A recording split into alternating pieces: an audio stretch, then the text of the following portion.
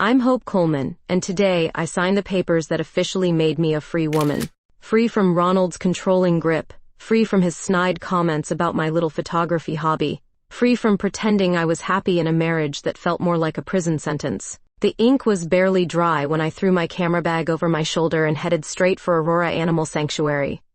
I needed something, someone, to fill the void.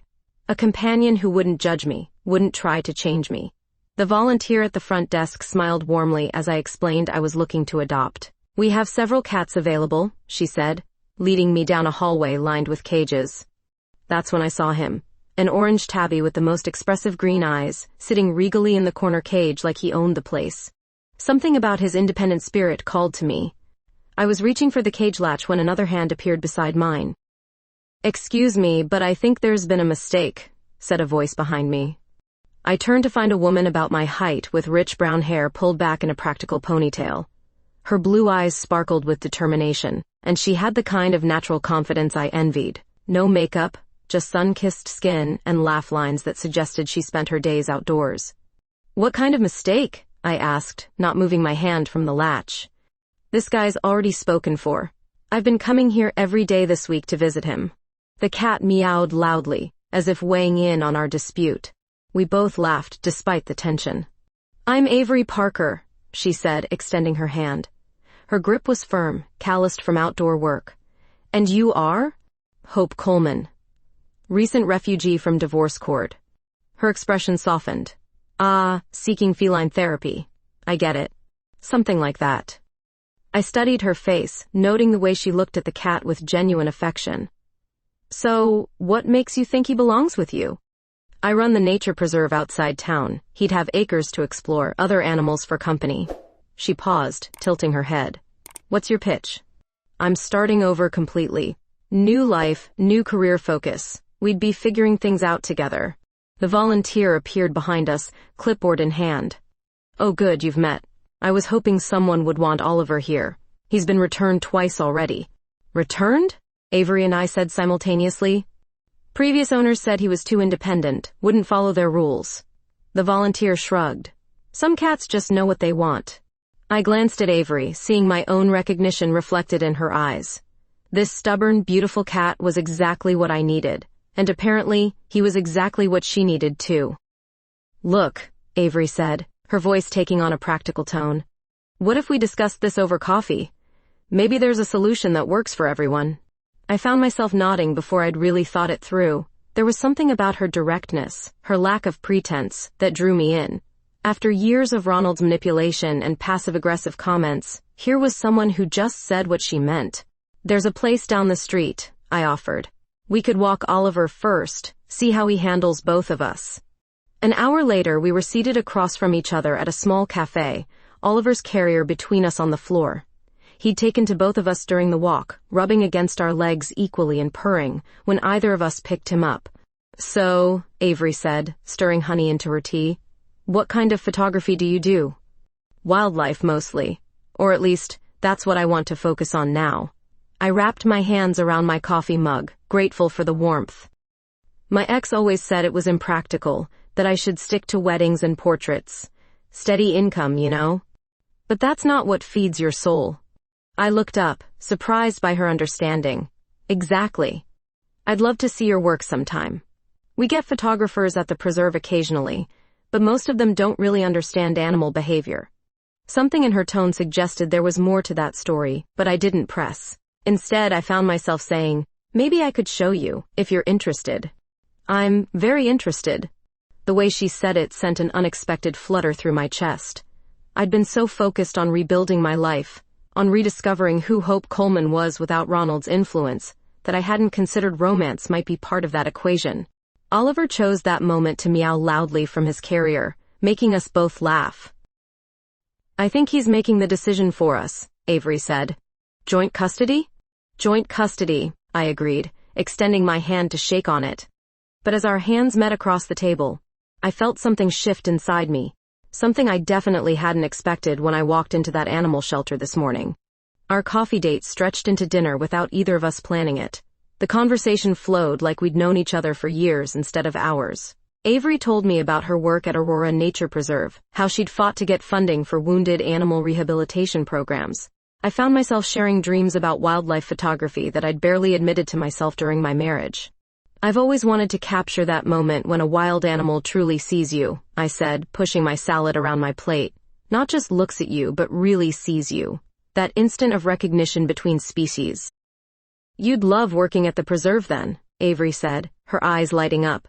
We have this red-tailed hawk who was hit by a car last month. She's almost ready for release, and she has this way of studying people like she's reading their intentions. Could I photograph her recovery? Are you free tomorrow morning? The eagerness in my own voice surprised me. Absolutely. Oliver had settled into his carrier, purring contentedly as we talked. Every so often, Avery would reach down to stroke his head through the mesh, her movements gentle and practiced. I noticed how her hands looked strong but careful, like someone who'd spent years handling fragile things. The next morning, I met Avery at the preserve entrance with my camera equipment. The early autumn air carried the scent of pine and dying leaves, and frost still clung to the grass in shadowed areas. Welcome to my world, she said, gesturing toward miles of protected wilderness. 3,000 acres of sanctuary. We walked along a dirt trail, Avery moving with the quiet confidence of someone completely at home in nature. She pointed out animal tracks in the soft earth, explaining how she could tell the difference between a coyote's gait and a domestic dog's. Here, she said, crouching beside a clear print in the mud. This is from our resident black bear. She passed through about 2 hours ago. I knelt beside her to examine the track, acutely aware of her warmth in the cool morning air. When she reached over to guide my finger along the bear's claw marks, her touch sent an unexpected jolt through me. Feel how deep these impressions are? She asked, her voice lower now that we were close. She's preparing for winter, probably weighs close to 200 pounds right now. I looked up to find her face inches from mine, those blue eyes studying my expression with the same intensity she'd used to read animal tracks. For a moment, neither of us moved. The forest around us seemed to hold its breath. We should check on the hawk, she said finally. But she didn't pull away immediately. The rehabilitation center occupied a cluster of buildings near the preserve's heart. Avery led me to an outdoor flight enclosure, where the injured hawk perched on a branch, her keen eyes tracking our approach. Hello, beautiful, Avery murmured, her voice taking on a different quality when she spoke to the bird. How are you feeling today? The hawk tilted her head, fixing Avery with an intense stare. I raised my camera, but Avery caught my wrist gently. Wait. Let her get used to you first. She was right. The hawk's attention had shifted to me, and I could feel the weight of her assessment. This was exactly what I described wanting to capture, that moment of true recognition between species.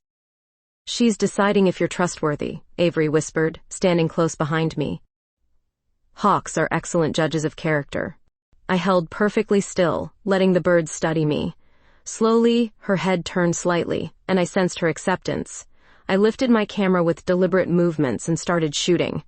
Through my viewfinder, I watched the hawk's magnificent profile, but I was increasingly aware of Avery's presence beside me. The way she breathed quietly, the subtle scent of her shampoo, the warmth radiating from her body in the cool morning air. Perfect, she said softly as I captured the bird stretching her wings. Look at that wingspan. But when I lowered my camera, Avery wasn't looking at the hawk anymore. She was looking at me with an expression I couldn't quite read. You really do see them, she said. The way you moved, how patient you were. Most people rush it, try to force the moment.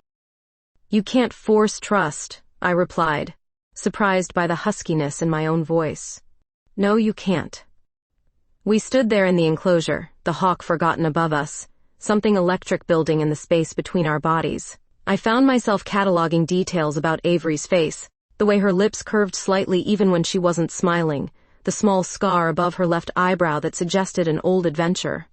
Hope, she said, and my name sounded different in her voice, softer, more intimate. I wasn't sure who moved first. Maybe we both did, drawn together by something neither of us had named yet. When her lips touched mine, it was gentle at first, questioning. I answered by leaning closer, my free hand finding the front of her jacket. The kiss deepened, and I felt something inside me wake up that had been sleeping for years.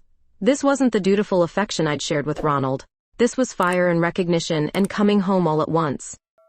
When we finally pulled apart, the hawk above us let out a sharp cry, as if commenting on our display. "Well," Avery said, her cheeks flushed. "That was unexpected. Good unexpected or bad unexpected?" She smiled, the real smile I'd glimpsed that first day at the sanctuary. "Very good unexpected." Over the next 2 weeks, Oliver became our excuse for everything. Joint custody meant daily meetings to discuss his welfare. We'd debate his favorite treats, argue about which bed he preferred, and somehow end up talking for hours about our lives, our dreams, our fears. "He definitely likes your place better," I said one evening as we sat on Avery's deck, watching Oliver stalk something in her garden. Her cabin sat at the edge of the preserve, windows facing nothing but wilderness. "That's because I let him hunt mice," she replied, handing me a glass of wine. "You're too protective. I'm practical. Indoor cats live longer. But do they live better?" It was the kind of philosophical debate we'd found ourselves having more often. Avery saw life as something to be experienced fully, risks and all. I was still learning how to want things for myself after years of having my desires diminished. "I've been thinking about what you said," I started, then stopped. The wine was making me brave, but not quite brave enough. "About the mice?" "About living better versus living longer." She set down her glass and turned to face me fully. "Tell me, I spent 10 years making myself smaller, quieter, safer. Ronald always said I was too impulsive, too dreamy. Maybe he was right, but damn it, I was also more alive then. What changed? You." The word slipped out before I could stop it. Oliver chose that moment to pounce on his invisible prey, tumbling dramatically across the grass. We both laughed, but the tension between us remained. "Hope," Avery said quietly, "I need to tell you something." My stomach dropped. Here it comes, I thought. The part where she explains this has all been friendly, and I've been reading too much into everything. "I'm gay," she said simply. "Have been since I figured out what that meant. I don't want you to think I'm taking advantage of your transition time or whatever this is for you." Relief flooded through me so quickly I almost laughed. "Is that what you're worried about? You're coming out of a marriage, a heterosexual marriage. I know how confusing things can get." I reached for her hand, lacing our fingers together. "Can I tell you something? I've never been kissed the way you kissed me yesterday. I've never felt so seen by another person. I don't know what that makes me, but I know it feels right." Her thumb traced patterns on my palm. "I've been thinking about that kiss all day, every day since it happened." "What were you thinking?" "That I'd like to do it again." This time, I was the one who moved first. I shifted closer on the deck swing, my hand finding the side of her face. Her skin was warm and soft, and when I leaned in, she met me halfway. This kiss was different from the first, less tentative, more certain.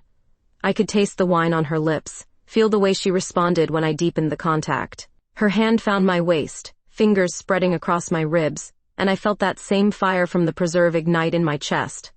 When we broke apart, both breathing harder, Oliver had appeared at our feet, looking up at us with those knowing green eyes. "Even the cat approves," Avery whispered against my forehead. "Smart cat." We sat there as the sun set behind the mountains, her arm around my shoulders, my head resting in the curve of her neck. I'd never felt so perfectly placed in the world. "I should probably head home," I said eventually, though I made no move to leave. "You could stay." The offer hung in the air between us. I knew what she was suggesting, and I knew I wasn't ready for that step yet. But I also knew I wanted to be ready, maybe sooner than I'd expected. "Not tonight," I said. "But soon." She nodded, understanding without needing explanation. Soon. The next morning, I woke up in my own bed but reached for my phone immediately, needing to hear her voice. "Good morning, beautiful," she answered on the first ring. "How did you know it was me?" "Lucky guess.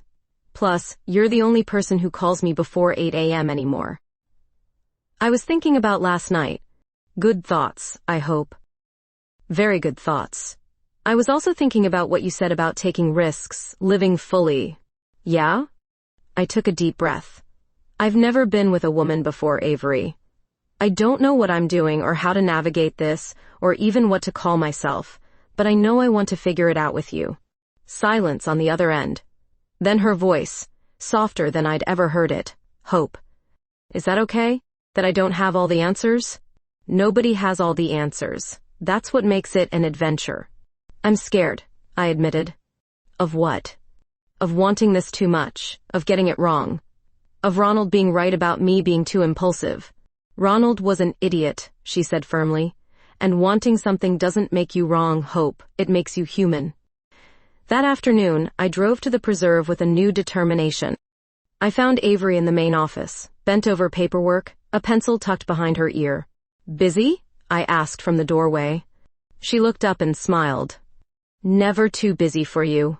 I crossed the room and kissed her, right there in her office with the door open and everything. It was impulsive and risky and exactly what the old Hope would have done. When we separated, she was grinning. What was that for? For being patient with me, for making me remember who I used to be. Who you still are, she corrected. You just forgot for a while. 3 weeks into our relationship, Avery suggested we spend a weekend camping in the remote section of the preserve. There's a spot near Crystal Lake where the elk come to drink at dawn, she said. Perfect for photography, and we'd have complete privacy. I'd been thinking about taking the next step with her, but something about her cabin always felt too planned, too significant. The idea of being together under the stars, surrounded by the wilderness we both loved, felt right. Oliver stays home for this adventure, I said, packing my camera gear alongside sleeping bags. Definitely. This is just us time. The hike to Crystal Lake took 2 hours through dense forest. Avery led the way, pointing out animal signs and plant species, her knowledge of the ecosystem fascinating me. I stopped frequently to photograph interesting formations, mushrooms growing on fallen logs, the way afternoon light filtered through pine needles. You see everything, she said, watching me capture a spider's web jeweled with morning dew. I see what matters to me now. When I looked up from my viewfinder, I found her studying me with that intense expression that never failed to make my pulse quicken. We set up camp in a small clearing overlooking the lake. Avery proved surprisingly domestic, efficiently organizing our supplies while I struggled with tent stakes. The sun was setting by the time we had everything arranged. Hungry? She asked, pulling supplies from her pack. Starving. She'd brought real food, not the freeze-dried camping meals I'd expected. Fresh bread, cheese, fruit, even a bottle of wine. This is beautiful, I said as we sat beside our small campfire, the lake reflecting stars that were just becoming visible. I wanted tonight to be special. Something in her tone made me look at her more closely. Special how? I know you're still figuring things out, and I don't want to pressure you. But Hope, what I feel for you is getting stronger every day. I set down my wine and moved closer to her on the fallen log we were using as a bench. What do you feel? Like I've been waiting my whole life to meet you. Like everything makes more sense when you're around. My throat tightened with emotion. I feel the same way. It scares me sometimes, how much I want this. Want what? I gestured between us, struggling for words. You, this, all of it. She reached for my hand, threading our fingers together. You can have it, you know. You can have anything you want. I've never wanted anyone the way I want you. The confession hung between us in the firelit darkness. Avery's thumb traced slow circles on my palm, and I could feel my heartbeat in my throat. Show me, she whispered. I leaned forward and kissed her, tasting wine and possibility on her lips. This time, when she responded, I didn't hold back. My hands found the soft material of her flannel shirt, fingers working the buttons while she pulled gentle pins from my hair. When we broke apart for air, she studied my face in the firelight. Are you sure? I'm sure about you. She stood and took my hand, leading me to our tent. Inside, she lit a battery-powered lantern that cast everything in warm golden light. For a moment we just looked at each other, and I felt that familiar flutter of nerves. We can stop any time, she said softly. No expectations. But as she reached for me again, pulling me against her, I knew stopping was the last thing I wanted. Her hands found the hem of my shirt, fingers skimming heated skin as she lifted it over my head. I'd never felt so beautiful as I did under her gaze, so desired and cherished at once. When we finally came together, skin against skin, everything else fell away. The careful boundaries I'd maintained, the voice in my head that sounded like Ronald's disapproval, the fear that I might not know how to love a woman the way she deserved. None of it mattered. There was only Avery's hands mapping my body like territory she wanted to claim, the soft sounds she made when I touched her, the way we moved together like we'd been made for this moment. Afterward, we lay wrapped in sleeping bags in each other, listening to an owl calling somewhere across the lake. That was, I started, then stopped, not sure how to finish. Different? She supplied. Perfect. She pulled me closer, my head settling against her shoulder. You're trembling. Good trembling. I'm glad. In the morning, I woke before dawn to find Avery already up, sitting at the tent opening with a cup of coffee, watching the lake. The elk will come soon, she said quietly when she noticed I was awake. I grabbed my camera and joined her, both of us wrapped in a shared blanket. Sure enough, a small herd emerged from the tree line, just as the sun crested the mountains, their movements graceful and unhurried as they approached the water. I photographed them through the morning light, but found myself stealing glances at Avery instead. The way concentration softened her features, how she seemed to communicate with the wildlife through pure stillness. I love you, I said suddenly, the words escaping before I'd planned them. She turned to me, eyes wide with surprise and something else. Joy maybe? Hope. I love you too, she replied, and when she kissed me this time, it tasted like forever. Later, packing up our campsite, I realized I wasn't the same person who'd hiked up here yesterday. That hope had been afraid, uncertain, still carrying pieces of someone else's expectations. This hope knew what she wanted, and wasn't afraid to claim it. What's that smile about? Avery asked, shouldering her pack. I was just thinking about how much can change in one night. Good change? I kissed her thoroughly, not caring that we had a 2-hour hike ahead of us. The best change. 2 weeks after our camping trip, I received the call that changed everything. Julia Martinez from the Colorado Wildlife Conservation Network was on the line, her voice professional but warm. Hope, I've seen your recent photography work, particularly the hawk rehabilitation series. We're looking for a staff photographer for our preserve system, based primarily out of Aurora. My heart hammered as she outlined the position. Full-time work documenting wildlife conservation efforts across the state, with Aurora Nature Preserve as my home base. The pay is decent, benefits are good, and you'd be working closely with our preserve managers. Are you interested? Absolutely. Wonderful. There's a staff meeting Monday morning to meet the team. 9 a.m. at the Aurora Preserve main office. I hung up and immediately called Avery, barely containing my excitement. You got the job?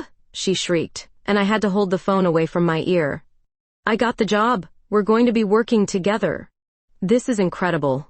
We have to celebrate.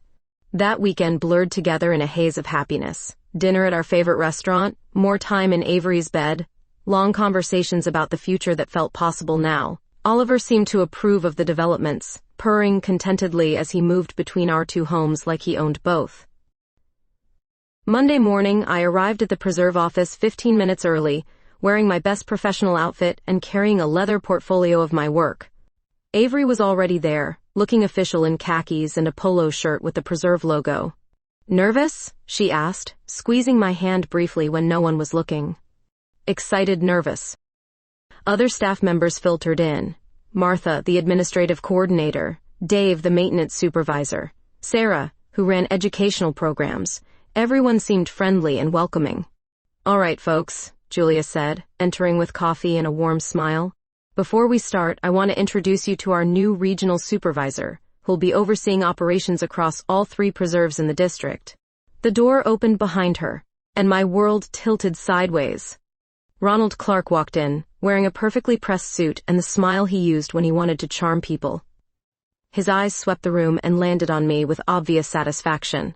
Ronald comes to us from the Denver office with 15 years of environmental management experience, Julia continued, oblivious to the fact that I'd stopped breathing.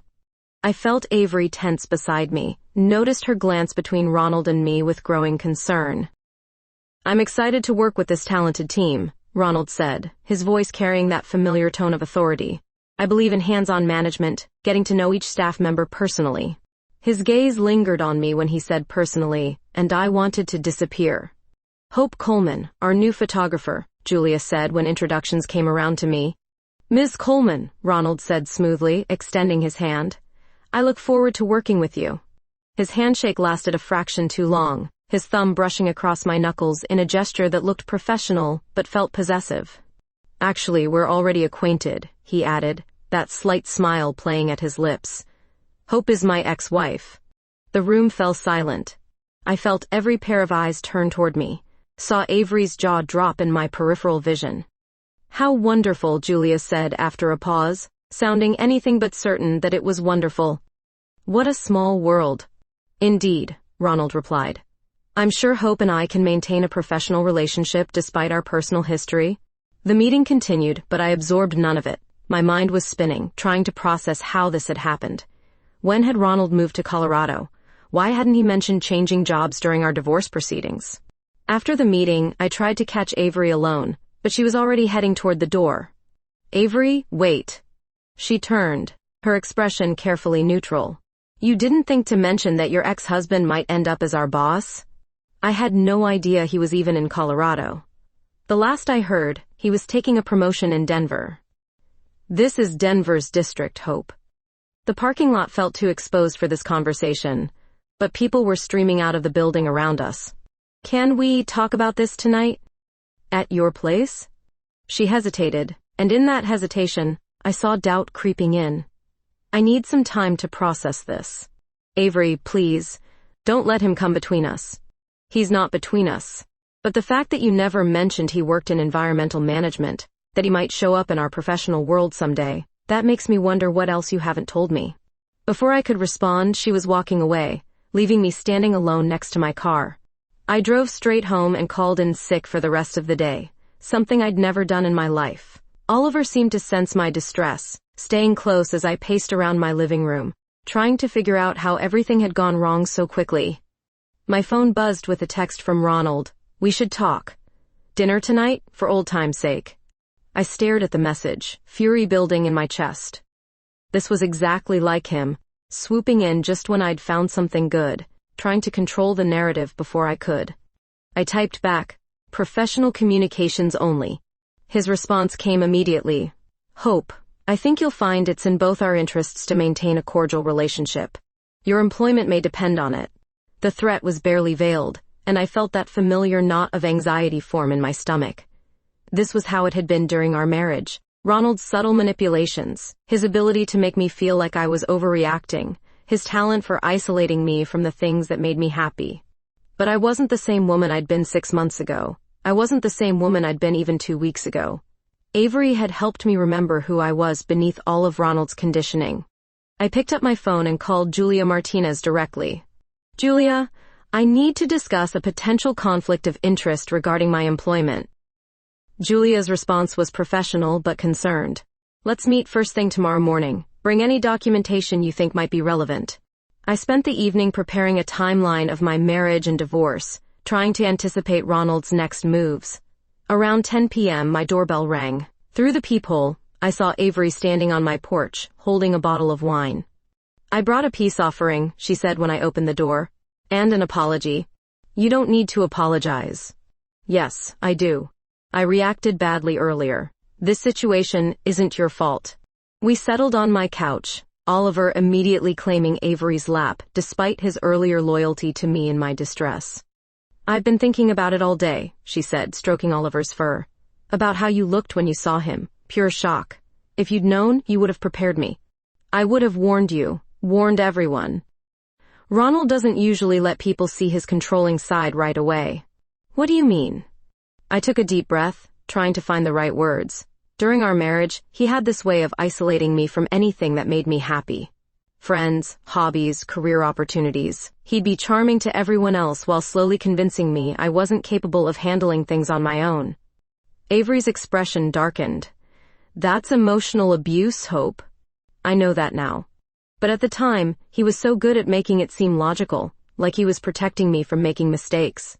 What happened today, after I left? I told her about the text exchange, watching her jaw tighten with anger.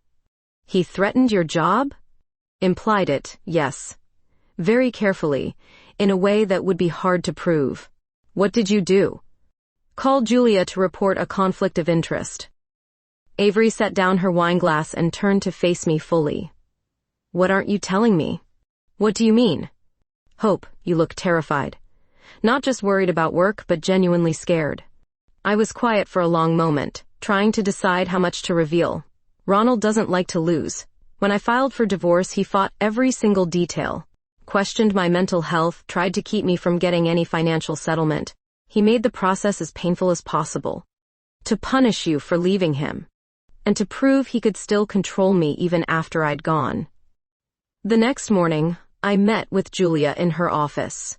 She listened carefully as I explained my concerns about working under Ronald's supervision. These are serious allegations, Hope. Do you have any documentation? I showed her printouts of Ronald's threatening texts and copies of divorce papers that showed his pattern of controlling behavior. I'll need to discuss this with our legal department and HR, she said. In the meantime, I'm going to temporarily reassign your reporting structure to Martha. You'll work directly with preserve managers on individual projects. Thank you. Hope, if there are any incidents of inappropriate behavior, any at all, I want you to report them immediately. I left feeling cautiously optimistic, but that optimism evaporated when I found Ronald waiting by my car in the parking lot. Feeling better today? He asked in that falsely concerned tone I remembered from our worst fights. I'm fine, Ronald. Good. I was worried about you yesterday. You seemed upset during the meeting. I need to get to work. Of course. But Hope, I hope you understand that I'm committed to making this professional relationship work, for both our sakes. He stepped closer, lowering his voice. I've seen your recent photography work. Very interesting subject matter. That preserve manager you've been documenting seems quite photogenic. My blood ran cold. He'd been watching me, researching my life. I don't know what you're implying. I'm not implying anything. Just observing that you seem to have made a close friend. I hope she's aware of your tendency toward impulsive decisions. My personal life is none of your business. But your professional reputation is my concern now. Workplace relationships can be so complicated, especially for someone in a supervisory position. Avery Parker, isn't it? I believe she's up for review this quarter. The threat was clear. Get involved with me romantically, and Avery's job could be at risk. You can't do that. Do what? Evaluate employee performance? That's exactly what I'm here to do. I wanted to tell him where he could shove his evaluations, but I could see the trap he was setting. Any emotional response would be used against me, against Avery. I have work to do, I said, getting into my car. Of course. Oh, and Hope. My door is always open if you need to discuss anything, personal or professional. That evening, I told Avery everything. Her response was swift and fierce. He's harassing you. This is textbook workplace harassment. It's also smart. He's not saying anything directly actionable, just making implications that would be hard to prove. What do you want to do? I want to fight back. But I'm scared he'll hurt you in the process. Avery took my hands in hers. Hope, I'm not going anywhere. Ronald can try to use my job as leverage, but he doesn't know me. I've been working in this field for 8 years. I have references, connections, other opportunities. This could get ugly. Then we'll handle ugly together. She kissed me softly, and I felt some of the tension leave my shoulders. Besides, she said with a slight smile, I've been documenting every interaction I have with supervisors for years. It's a habit that might come in handy. What do you mean? I mean, if Ronald starts targeting me, we'll have evidence. And if he's doing this to us, he's probably done it to other people. Bullies usually have patterns. For the first time since seeing Ronald in that conference room, I felt like we might actually have a chance. Ronald's retaliation started subtly. First, he reassigned me to photograph the most remote sections of the preserve, areas that required hiking alone into backcountry with questionable cell service. When I mentioned safety concerns to Martha, she assured me she'd discuss it with him. He says these are priority documentation projects, she reported back, looking uncomfortable, essential for grant applications. Then came the equipment issues. My camera batteries mysteriously died during crucial shoots. My vehicle reservations got mixed up in the system, leaving me stranded at trailheads. Each incident could be explained away as administrative error, but the pattern was clear. Avery noticed the toll it was taking. You're exhausted, she said one evening, finding me collapsed on her couch after another 10-hour solo expedition. These assignments are ridiculous. He's trying to make the job so miserable that I'll quit. It's working. I won't give him the satisfaction. But 3 weeks into Ronald's campaign, My luck ran out. I was photographing a research site in the preserve's northeastern section, an area known for wildlife activity but also for unstable terrain. My instructions were to document erosion patterns along the creek bed, work that required getting close to steep embankments. I was adjusting my tripod position when the ground gave way beneath me. One moment I was lining up a shot of the water damage, the next I was sliding down a muddy slope, camera equipment scattering as I tried to break my fall. The pain in my ankle was immediate and intense. When I tried to stand, my leg buckled. I managed to pull out my phone, but had no signal. The nearest trail was a mile away, and I hadn't told anyone my exact location. Hours passed. The sun was setting, temperature dropping, and I was getting scared. My ankle was swollen, possibly broken, and I couldn't put weight on it. I'd managed to gather most of my equipment, but moving was agony.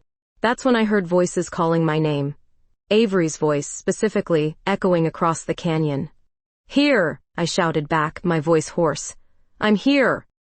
She appeared at the top of the embankment with 2 other preserve staff members, rappelling equipment in hand. "Don't move," she called down. "We're coming to you." 20 minutes later, she was beside me, methodically checking for injuries while the others secured a rescue line. "How did you find me?" I asked as she carefully examined my ankle. "You missed dinner. When I called Martha, she said you were supposed to be back hours ago." Her jaw tightened. "Apparently, your location report never made it to anyone's desk." "Ronald sent me here," I figured. The rescue took another hour. My ankle was definitely broken, requiring surgery and weeks of recovery. But lying in the hospital bed that night, Avery curled carefully beside me, I felt safer than I had in months. "I could have died out there," I said quietly. "But you didn't. Because you came looking for me." She lifted her head to meet my eyes. "I'll always come looking for you." I kissed her then, despite the hospital setting and my pain medication haze. It tasted like relief and love and the promise of something worth fighting for. "When I get out of here, we're taking this bastard down." The investigation began the next morning. Julia took my formal statement, her expression growing darker as I detailed the pattern of dangerous assignments and equipment failures. "We're reviewing all your recent work orders," she said, "and we're interviewing other staff members about their experiences with Ronald." "Other staff members?" "Hope, you're not the first person to raise concerns about his management style." Within a week, 3 more employees came forward with complaints. A maintenance worker who'd been assigned increasingly hazardous tasks after questioning Ronald's budget decisions, an education coordinator who'd been written up for minor infractions after refusing to work unpaid overtime, a researcher who'd been denied conference funding after Ronald decided her work wasn't priority material. "Classic pattern," the HR investigator explained. "He identifies employees who won't be controlled and systematically makes their lives difficult." "What happens now?" "We have enough evidence to recommend termination, but it needs to go through proper channels. In the meantime, he's been suspended pending investigation." Avery brought champagne to the hospital that evening, along with Oliver in a carrier that technically violated visiting policies. "To justice," she said, raising her plastic cup. "To you saving my life. To us surviving Ronald Clark." We clinked cups awkwardly given my cast and IV line, but it felt like the most important toast I'd ever made. "There's something else," Avery said, suddenly looking nervous. "What?" "Julia offered me Ronald's position, interim regional supervisor, while they search for a permanent replacement." "That's incredible. You deserve it." "It would mean more responsibility, some travel between preserves, less time for us." I reached for her hand with my good arm. "Avery, this is your career. Don't make decisions based on what's convenient for our relationship. But I want to consider what's best for our relationship. What's best is you taking opportunities you've earned. I'm not going anywhere."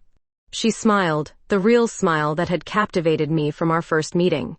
"You're sure?" "I've never been more sure of anything."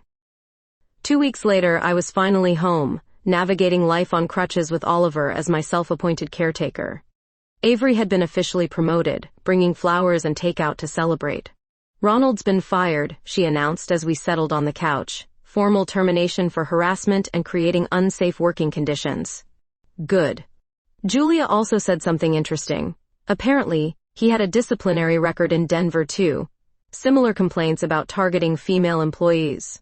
Why wasn't that caught during hiring? different department heads, poor communication, but now there's a formal record that will follow him wherever he goes. I leaned against her shoulder, finally able to relax completely. It's really over. It's really over. But as she kissed me, gentle and sweet and full of promise, I realized it wasn't an ending at all. It was a beginning. The harassment investigation took 3 more weeks to complete, but it was like watching a house of cards collapse in slow motion. Once people realized Ronald's suspension was serious, more employees came forward. Stories emerged of him targeting anyone who challenged his authority or refused to be intimidated. I spent my recovery time documenting everything, creating detailed timelines and gathering evidence. My ankle was healing well, but the real damage had been psychological. I'd spent so many years believing Ronald's version of me, the one where I was impulsive and irresponsible, that fighting back felt foreign. You saved yourself, Avery reminded me one afternoon as we reviewed case files spread across my coffee table. Oliver was sprawled directly on top of the most important documents, as if protecting them. We saved each other. No, Hope. You made the choice to report him, to fight back instead of just quitting. That was all you. The final hearing was scheduled for a Thursday in late November. Julia had assured me that Ronald's firing was a foregone conclusion, but I still felt nervous as I walked into the conference room on my crutches. Ronald was there with a lawyer, looking every inch the wronged executive in his expensive suit. When he saw me, something flickered in his eyes that made my skin crawl. Even facing termination, he still believed he could control the narrative. Hope, he said as I took my seat across the table. I'm sorry to see you're still dealing with that ankle injury. Workplace hazards can be so unpredictable. The casual way he said it, as if my injury had been random bad luck rather than his deliberate endangerment, made my hands shake with anger. Mr. Clark, the HR representative said sharply, you've been advised not to speak directly to complainants. The hearing itself was methodical. 4 employees testified about Ronald's pattern of retaliation and harassment. I spoke last, detailing not just the recent incidents, but the context of our marriage, how his controlling behavior had carried over into our professional relationship. The respondent used his supervisory position to create a hostile work environment, the investigator concluded. His actions endangered employee safety and violated multiple company policies. Ronald's lawyer tried to argue that the complaints were coordinated, that I had influenced other employees to fabricate stories. But the documentation was overwhelming. Equipment logs, assignment records, witness statements all paint a clear picture of systematic harassment. Mr. Clark, Julia said finally, your employment with Colorado Wildlife Conservation Network is terminated effective immediately. Your access credentials have been revoked, and you are not permitted on any preserved property. I expected to feel triumphant, but mostly I just felt tired. Even winning against Ronald was exhausting. Afterward, Avery drove me home, both of us quiet in the car. How do you feel? She asked, as Oliver greeted us at the door. Empty. Like I've been holding my breath for months and finally exhaled. That's normal. You've been living in crisis mode. That evening, we ordered pizza and watched silly movies, trying to reclaim normalcy. But around 10 p.m. I started crying and couldn't stop. Hey, Avery said, pulling me against her chest. What's wrong? I keep thinking about all the time I wasted being afraid of him. All the years I let him convince me I couldn't handle my own life. But you did handle it. You handled all of it. With your help. Partners help each other. That's what makes them partners. Partners. The word settled something inside me that had been restless for weeks. Is that what we are? I asked. Partners? I'd like to be, if you want that too. I kissed her instead of answering, but the kiss said everything. It said yes and forever, and I choose you every day. 3 months later, my ankle was fully healed, and I was back to full duties. Avery had grown into her role as regional supervisor, splitting time between all 3 preserves but always making sure to come home to me. I have something to show you, I said one evening, pulling up files on my laptop. For weeks, I'd been working on a photography series documenting the aftermath of workplace harassment. Not just my story, but interviews and portraits of other survivors. People who'd found ways to rebuild their professional lives after toxic situations. Hope, this is incredible, Avery said, scrolling through the images. These are powerful.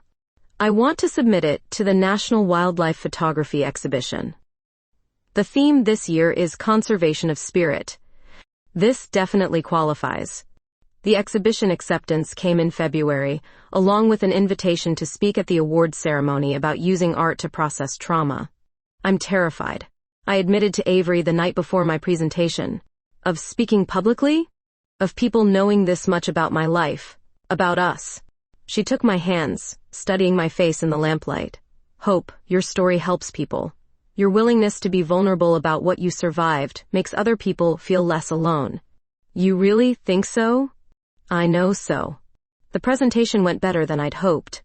Afterward, several photographers approached me to share their own stories of professional harassment, of finding healing through their art.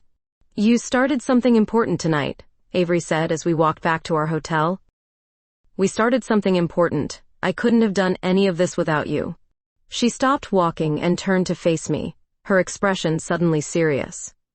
Hope Coleman, you are the strongest, bravest, most beautiful person I know. You saved yourself from that marriage, you fought back against workplace harassment, and you turned your pain into art that helps other people. Avery, I'm not finished. You're also stubborn, and you hog the blankets, and you cry at every nature documentary. I laughed, despite the tears starting in my eyes. What I'm trying to say is that I love all of you. The strong parts and the vulnerable parts and everything in between. I love you too. Good, she said, kissing me softly beside the fountain in the hotel courtyard. Because I have big plans for us. What kind of plans? The kind that last forever. Standing there in her arms, I finally understood what freedom felt like. Not just freedom from Ronald's control, but freedom to choose my own life, to love who I wanted to love, to be exactly who I was supposed to be. 6 months after the exhibition, life had settled into something I'd never experienced before, genuine happiness. Avery's promotion had brought new challenges, but she navigated them with the same quiet confidence she brought to everything else. I'd been offered a permanent position documenting conservation efforts across the entire state network, work that felt meaningful and challenging without being dangerous. We were sitting on her deck one evening, watching Oliver stalk something in the garden, when she pulled out a small wooden box. Remember our first conversation about Oliver? She asked. When we both claimed ownership rights? And we decided on joint custody. She opened the box to reveal a simple silver ring with a small stone that caught the sunset light. I was thinking we might want to make that arrangement more official. My heart stopped. Avery. This stone came from Crystal Lake, where we camped that first time. I had it set by a jeweler in town who works with natural materials. I stared at the ring, overwhelmed. Are you asking what I think you're asking? I'm asking if you want to build a life with me. Not just the romantic parts, but the boring, everyday parts too. Joint bank accounts and shared Netflix passwords, and arguing about whose turn it is to clean Oliver's litter box. That's the most unromantic proposal I've ever heard. Is that a yes or a no? I kissed her instead of answering, and she laughed against my lips. I'm taking that as a yes. That's definitely a yes. She slipped the ring onto my finger, and it fit perfectly. Of course it did. Avery planned everything with careful attention to detail. There's more, she said, pulling out a folded paper. I found something I want to show you. It was a property listing for a small cabin on the edge of the preserve, with its own darkroom and plenty of space for Oliver to explore. It just went on the market. I thought maybe we could look at it together. You want to buy a house with me? I want to buy a house with you, marry you in the place where we first kissed, and spend the next 50 years taking pictures of you feeding injured animals. In that order? In whatever order makes you happy. 3 months later, we were standing in the preserve's main clearing, surrounded by friends and colleagues. Julia officiated the ceremony, and our vows were simple promises to support each other's dreams and share custody of our increasingly spoiled cat. I, Hope Coleman, choose you, Avery Parker, as my partner in all adventures. I, Avery Parker, choose you, Hope Coleman, as my home base for all adventures. When we kissed to seal the marriage, I could hear Oliver meowing indignantly from his carrier, probably annoyed at being left out of the ceremony. The reception was held at the preserve's visitor center, string lights stretched between trees and tables laden with food prepared by our friends. During toasts, Martha mentioned how much happier the workplace had been since certain personnel changes, drawing laughter from everyone who understood the reference. To Hope and Avery, Julia raised her glass, for showing us that the best conservation efforts sometimes involve protecting each other. As the evening wound down, Avery and I found ourselves alone on the deck where I'd photographed her with the hawk so many months ago. "No regrets?" she asked, playing with the ring on my finger. "Only that it took me 32 years to figure out what I wanted." "What do you want?" "This. You. The life we're building together. Even the part where Oliver has already claimed the best spot in our new house? Especially that part." We danced to music drifting from inside, swaying together under stars that seemed brighter than usual. I thought about the woman I'd been when I first walked into that animal sanctuary, lost and uncertain, looking for something to fill the void left by my failed marriage. I'd found so much more than I'd been looking for, not just love but purpose, not just a partner but a home, not just escape from my past, but excitement about my future. "Mrs. Parker," Avery whispered against my ear. "Mrs. Parker Coleman," I corrected. We agreed on hyphenation. "Mrs. Parker Coleman then. Ready to start our honeymoon? Where are we going again?" "Yellowstone. 2 weeks photographing wildlife with my favorite wildlife photographer." "Sounds perfect." As we walked back toward our friends, I caught sight of my reflection in the visitor center windows. The woman looking back at me was confident, radiant, clearly in love. She looked like someone who knew exactly who she was and what she wanted. She looked like someone I was proud to be. "Hey, Avery?" "Yeah?" "Thank you." "For what?" "For seeing me before I remembered how to see myself." She stopped walking and kissed me thoroughly, not caring that half our wedding guests were probably watching from inside. "Thank you," she said when we broke apart, "for being worth seeing." Oliver yowled from his carrier, reminding us that some beings in this relationship had not been sufficiently honored at this ceremony. "Come on," I laughed. "Let's go home and give our cat the attention he deserves." Our cat, our house, our life, our everything. And walking into the future with Avery's hand in mine, Oliver's indignant commentary providing soundtrack, I finally understood what people meant when they talked about happy endings. They weren't really endings at all. They were beginnings disguised as conclusions, moments when you realized the best parts of your story were still ahead of you.